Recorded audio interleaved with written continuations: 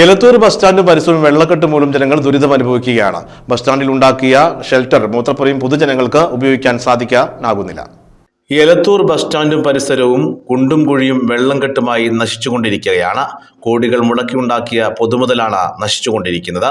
Bus സ്റ്റാൻഡിൽ ഉണ്ടാക്കിയ ഷെൽട്ടറും മൂത്രപ്പുരകളും സംരക്ഷണം ഇല്ലാതെ പൊതുജനത്തിന് യാതൊരു ഉപകാരമില്ലാതെ കിടന്ന് നശിക്കുകയാണ്.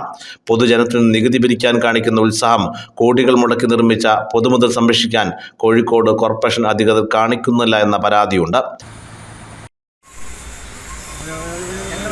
ബസ് സ്റ്റാൻഡിൽ 30 രൂപ സ്റ്റാൻഡ് ഫീ കൊടുത്തിട്ടാണ് ബസ് പാർക്ക് ചെയ്യുന്നത്. ഇവിടെ അതിനുള്ള ഞങ്ങൾക്ക് ഒന്ന് ബാത്റൂം പോകാനോ ഒന്നിനുള്ളൊരു സൗകര്യം ഇവിടെ ഇല്ല. വെള്ളം ഇല്ല, അതേപോലെ തന്നെ വെളിച്ചവും ഇല്ല. അതേപോലെ തന്നെ സ്റ്റാൻഡിൻ്റെ ഒരു അവസ്ഥ, ബസ് കയറ്റാനും ഇറക്കാനും ഒക്കെ വലിയ ബുദ്ധിമുട്ടാണ്. കുഴിയായി കിടക്കുകയാണ്, വെള്ളം നിറഞ്ഞു കിടക്കുന്നത്. യാത്രക്കാർ ഇറങ്ങിയിട്ടുണ്ടെങ്കിൽ പുറത്ത് പോകാനും ഒക്കെ ബുദ്ധിമുട്ടാണ്. അതേപോലെയാണ് ഇതേപോലെ വഴുക്ക് നടന്നു പോകാനോ ഒന്നിനും കഴിയുന്നില്ല. ഒന്ന് രണ്ട് പേര് ഇവിടെ വിടുകയും ചെയ്തിട്ടുണ്ട്. അതിനൊന്നും ഒരു പരിഹാരം എന്തെങ്കിലും ഒരു കാണണം. മെയിൻ പ്രശ്നം ടോയ്ലറ്റിനാണ് മെയിനായിട്ടുള്ള ഒരു ബുദ്ധിമുട്ട്. ഞങ്ങൾക്ക് വെള്ളമില്ല, വെളിച്ചമില്ലാത്തൊരു പ്രശ്നമൊക്കെ ഉണ്ട്. അപ്പോൾ അതെന്തെങ്കിലും ഒന്ന് ചെയ്ത് തരണം. 8 മണിക്കാണ്, 8 മണി 9 മണി വരെ 9:30 വരെ ഇവിടെ ഉണ്ട് വർക്ക് ചെയ്ത ആൾക്കാരാണ്. അപ്പോൾ ബാത്റൂം പോകാനോ എന്തെങ്കിലും സാധാരണ വെള്ളത്തിൻ്റെ ഒരു പ്രശ്നമാണ്. അതിനൊക്കെ എന്തെങ്കിലും ഒരു പരിഹാരം കാണണം.